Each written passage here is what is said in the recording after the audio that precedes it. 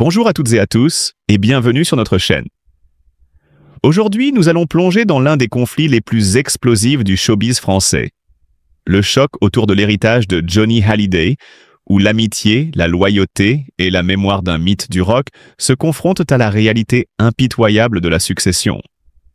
Accrochez-vous, car derrière les projecteurs et les hommages grandioses se cache une histoire de trahison, de douleur et de loyauté remise en question. Johnny Hallyday n'était pas seulement un chanteur, il était une légende, un monument vivant de la musique française.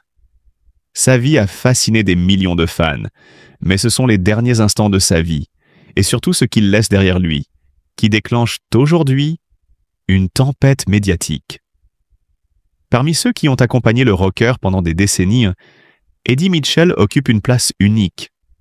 Ami intime, compagnon de scène et confident, parrain de Laura Smith, il a été témoin des moments les plus intimes de la vie de Johnny. Et aujourd'hui, il choisit de briser le silence. Pourquoi Eddie Mitchell décide-t-il, après tant d'années de discrétion, de s'exprimer avec autant de virulence? La réponse se trouve dans un épisode douloureux, la succession de Johnny Hallyday. À sa mort, en décembre 2017, un testament rédigé aux États-Unis désigne Laetitia Hallyday, sa dernière épouse, comme unique héritière. David Hallyday et Laura Smith, les enfants aînés de Johnny, sont écartés. Pour beaucoup, c'est un choc, une incompréhension totale. Comment l'homme qui a chanté l'amour et la famille peut-il laisser derrière lui un document qui déshérite ses propres enfants? Pour Eddie, la question dépasse le cadre légal. Il s'agit d'une question morale, de loyauté, de respect envers la mémoire d'un ami et envers ses enfants. Il ne se contente pas de penser cela, il le dit haut et fort. Fidèle à son franc-parler, il prend publiquement le parti de David et Laura, s'opposant directement à Laetitia. Cette décision marque le début d'une fracture ouverte, non seulement sur le plan familial, mais aussi sur la manière dont la mémoire de Johnny est honorée. Car ce qui suit est tout aussi explosif. Les hommages posthumes orchestrés par Laetitia. Statue monumentale, exposition spectaculaire, album posthume, tout était mis en scène pour célébrer Johnny. Mais pour Eddie Mitchell, cela ressemble davantage à une mise en scène morbide qu'à un hommage sincère. Il décrit ces initiatives comme des tentatives de transformer son ami en objet de spectacle, réduisant l'homme qu'il connaissait à une caricature. La fameuse statue devant l'Accor Arena à Paris, représentant une Harley Davidson posée sur un manche de guitare, est pour lui une insulte à l'esprit du rocker. Ces critiques, parfois violentes, font immédiatement le tour des médias et laissent transparaître une profonde amertume. Mais au-delà des hommages, ce conflit touche le cœur même des relations humaines. Avant ses prises de prendre de position publique, Eddie et Laetitia partageaient une proximité, presque une complicité. Eddie Mitchell n'était pas qu'un collègue de Johnny, il était un ami, un confident, un frère de scène. La rupture avec Laetitia est donc aussi personnelle qu'intellectuelle. Selon lui, certaines vérités doivent être dites publiquement, surtout quand elles concernent la mémoire d'un ami. Pour Laetitia, ces critiques sont une trahison. Pour Eddie, c'est une question de loyauté et d'intégrité morale. Cette tension ne se limite pas aux hommages visibles du grand public. Elle s'étend aux projets posthumes, albums, collaborations, initiatives artistiques. Selon Eddie, Laetitia aurait bloqué certaines idées, empêchant que des projets musicaux qui auraient enrichi l'héritage artistique de Johnny voient le jour. Pour lui, chaque initiative commerciale, chaque produit dérivé, transforme l'homme qu'il a connu en simple spectacle. Ce n'est pas seulement une question d'argent. C'est une question de respect et de fidélité à l'essence de Johnny. En filigrane, on comprend une vérité plus intime. Eddie Mitchell souffre de voir son ami réduit à une image, à des symboles, alors que la personne qu'il a côtoyée sur scène et dans la vie était bien plus complexe, humaine et authentique. Cette douleur, cette colère se traduisent par des déclarations publiques qui ne laissent aucun doute sur ses convictions. Il refuse de participer à ce qu'il considère comme une exploitation commerciale et dénature la mémoire de Johnny. Mais pourquoi ces révélations sont-elles si percutantes? Parce qu'elles proviennent d'un homme qui a partagé plus d'un demi-siècle avec Johnny, qui a été témoin de ses joies, de ses échecs, de ses moments de doute et de gloire. Quand Eddie prend la parole, Il ne parle pas en simple observateur. Il parle avec la légitimité d'un ami, d'un frère de scène, d'un parrain. Sa voix est celle de quelqu'un qui refuse de voir l'héritage de son ami dénaturé, qui refuse de laisser la mémoire de Johnny être transformée en business. Ainsi, derrière les déclarations, les critiques et les tensions, se dessine un conflit plus profond, l'opposition de deux visions de la mémoire. D'un côté, Laetitia Hallyday, qui souhaite organiser et centraliser les hommages. De l'autre, Eddie Mitchell, qui considère que la mémoire de Johnny appartient à ses enfants, à ses amis et à ses fans. Ce n'est plus seulement une question de succession ou d'argent, mais de valeur, d'éthique et de respect de la vérité. Pour comprendre pleinement ce qui se joue, il faut aussi considérer la dimension humaine. Chaque critique, chaque refus de Mitchell traduit une fidélité sans compromis, une volonté de protéger l'âme de Johnny face à ce qu'il perçoit comme une instrumentalisation. Le conflit n'est pas qu'une querelle de famille, c'est un affrontement entre deux conceptions de ce qu'est le souvenir, l'héritage et la loyauté. Et si l'on résume cette saga, ce n'est pas seulement un héritage contesté, c'est un combat pour la mémoire, un cri contre l'injustice et la manipulation, et un rappel que derrière les icônes et les statues, il y a des vies, des émotions et des principes qui ne peuvent être ignorés. Eddie Mitchell nous montre que parfois, il faut s'exprimer publiquement pour défendre ce qui est juste, même si cela signifie briser des relations ou provoquer des polémiques. Alors que retenir de cette histoire ? Que la mémoire d'un être cher ne se réduit pas à des projets spectaculaires ou à des hommages médiatiques. Elle se construit à travers la loyauté, l'amour et la fidélité aux valeurs qui ont marqué sa vie. Et Eddie Mitchell, par ses prises de position courageuses, nous rappelle que parfois défendre la vérité exige de briser le silence, même au prix de la polémique. Dans l'ombre des projecteurs et des ovations, derrière la légende flamboyante de Johnny Hallyday, se joue aujourd'hui un drame intime qui dépasse largement les querelles familiales ordinaires. Au centre de cette tempête, deux figures emblématiques, Laetitia Hallyday, gardienne autoproclamée de l'héritage du rocker, et Eddie Mitchell, ami de toujours et témoin de la vie de Johnny, aujourd'hui âgé de 83 ans.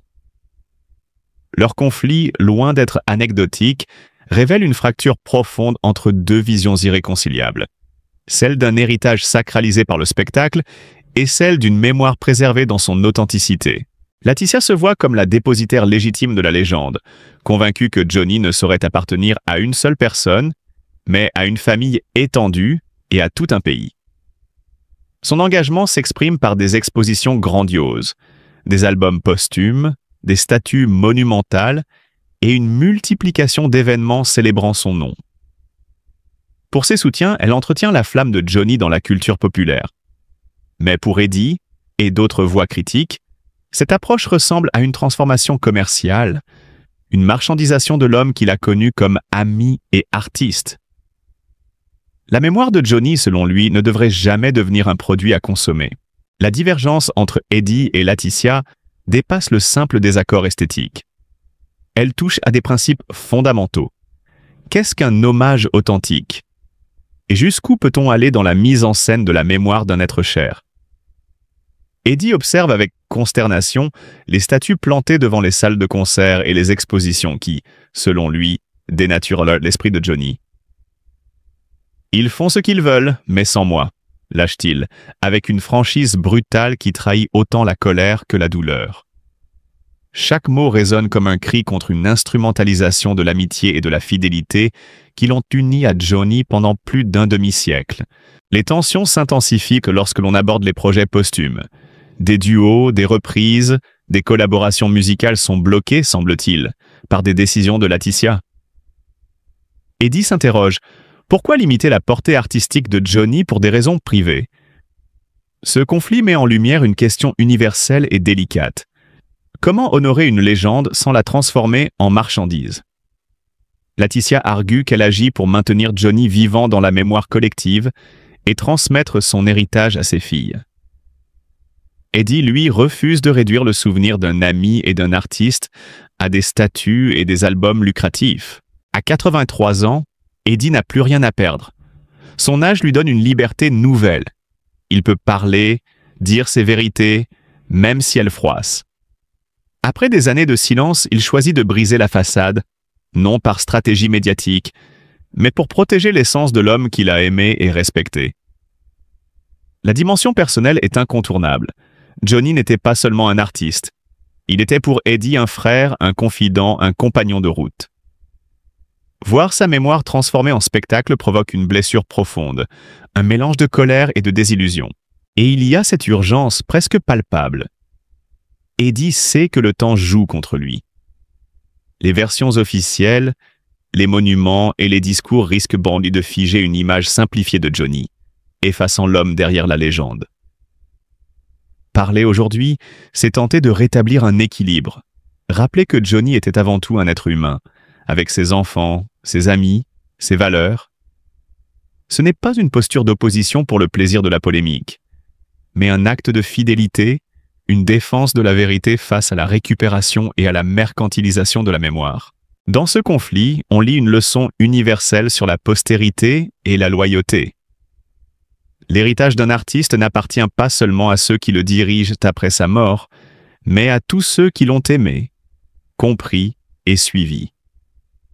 Et à travers le visage déterminé d'Eddie Mitchell, on voit que parfois, la fidélité à un ami peut devenir plus forte que la peur du scandale, plus impérative que la diplomatie. C'est ce mélange d'émotions, d'analyse et de confrontation qui rend cette histoire captivante. Elle n'est pas seulement celle d'un conflit familial, mais d'un débat sur le respect, l'authenticité et l'intégrité face à l'éternité d'une légende. À 83 ans, Eddie Mitchell sait que chaque mot compte. Le temps presse, et avec lui l'urgence de dire ce qu'il n'a jamais osé dire, ou qu'il a longtemps contenu par respect pour Johnny Hallyday. Mais aujourd'hui, ce n'est plus seulement une question de loyauté ou d'amitié. C'est une véritable déclaration de guerre contre l'oubli, et contre ce qu'il considère comme une réécriture déformée de la mémoire de son ami disparu. Eddie ne parle pas par rancune, ni pour régler des comptes personnels. Il parle pour protéger une image, un héritage, une vérité qu'il estime menacée par la guerre d'intérêts qui entoure désormais le nom de Johnny. Derrière les projecteurs, les hommages et les disques d'or, il existe une réalité bien plus complexe et souvent douloureuse. Les grandes figures publiques laissent derrière elles des cicatrices invisibles. La douleur de Laura et David face aux décisions de la succession. La solitude de Laetitia devenue cible permanente des critiques, et la frustration d'Eddie observant son frère de scène, pris au piège d'un conflit d'images et d'argent. Voilà les vérités que la lumière médiatique a tendance à ignorer, et c'est précisément pour cela qu'Eddie choisit de briser le silence. Sa prise de parole n'est jamais gratuite. Elle repose sur une conviction profonde. Johnny Hallyday n'était pas une marque, ni un produit qu'on peut exploiter à sa guise. C'était un homme avec ses failles, ses grandeurs, ses enfants et ses amis. Réduire sa mémoire à des expositions tape à l'œil ou à des hommages spectaculaires, c'est trahir l'essence même de celui qui l'a connu. Eddie Mitchell le rappelle avec force et sincérité. Derrière l'image publique se cache un être humain, fragile, parfois seul, mais authentique. En s'opposant frontalement à Laetitia, il ne cherche pas à créer la polémique. Il ouvre un débat beaucoup plus vaste sur la manière dont nous préservons la mémoire des légendes. À qui appartient réellement un artiste après sa mort? À ses héritiers directs, à ses proches, ou au public qui a porté sa carrière pendant des décennies? Cette question dépasse largement la querelle familiale et touche à l'essence même du rapport entre célébrité et société. Le conflit dévoilé par Eddie révèle aussi une dimension intime, parfois brutale. Derrière chaque homonyme de Johnny, hommage, statue, exposition, se cachent des blessures qui ne cicatrisent jamais vraiment. Laura et David, confrontés à l'interprétation des dernières volontés de leur père, vivent un deuil amplifié par la guerre médiatique. Laetitia, sous le feu des critiques incessantes, endure une solitude exacerbée. Et Eddie, lui, voit avec amertume la mémoire de son ami manipulée, instrumentalisée pour des enjeux qui dépassent largement la simple musique. Mais il y a dans ces mots une sincérité rare. Eddie Mitchell parle avec franchise, parfois crue, mais toujours avec l'amour intact qu'il porte à Johnny. Sa colère n'est pas dirigée contre lui, mais contre ce que certains font de son souvenir. Et c'est cette dualité, amour et indignation, qui rend ces déclarations si puissantes et si émouvantes. Elles ne cherchent pas à blesser, elles cherchent à rappeler l'évidence. Johnny Hallyday n'appartenait pas seulement à sa veuve. Il appartenait à ses enfants, à ses amis et à des millions de fans qui ont vibré au rythme de sa voix pendant des décennies. Cette situation met également en lumière un paradoxe cruel de l'héritage des stars. Plus elles sont aimées, plus leur mémoire devient un enjeu stratégique, une marchandise médiatique. On ne parle plus seulement de musique ou de souvenirs, mais de contrôle, de prestige et de profit. Eddie Mitchell refuse de cautionner cette dérive. À 83 ans, il jouit d'une liberté totale. Il peut dire ce qu'il ressent sans filtre, sans compromis, et ses mots résonnent d'une authenticité rare dans un monde où tout se mesure à l'aune de l'image et de l'argent. Au fil de ses déclarations, Mitchell ne se contente pas de critiquer Laetitia Hallyday. Il nous force à réfléchir sur notre rapport aux légendes et sur la manière dont la société choisit de préserver leur mémoire. Il pose une question essentielle. Un artiste appartient-il seulement à ses héritiers ou appartient-il aussi à tous ceux qui ont aimé sa musique, qui ont partagé ses joies et ses drames? Et lorsque ces deux mondes s'affrontent, famille versus public, mémoire personnelle versus mémoire collective, qui détient véritablement la vérité? Eddie Mitchell, avec ses mots francs et ses souvenirs d'amis proches, s'impose comme une voix nécessaire. Sa vérité est dure, parfois brutale, mais elle est l'expression d'un amour indéfectible pour Johnny. Il nous rappelle que derrière les hommages spectaculaires et les polémiques médiatiques, il existe un homme authentique, avec des failles et une générosité qui ont marqué toute une génération. Alors que retiendrez-vous de cette histoire? Les statues controversées, les hommages grandioses ou les paroles d'un vieil ami qui, à 83 ans, a choisi de dire sa vérité, sans détour et sans compromis? La réponse dépasse le simple jugement sur une succession ou un conflit familial. Elle nous invite à réfléchir à ce que signifie réellement honorer la mémoire d'une légende. Et dans ce chaos émotionnel et médiatique, Eddie Mitchell nous offre une leçon précieuse.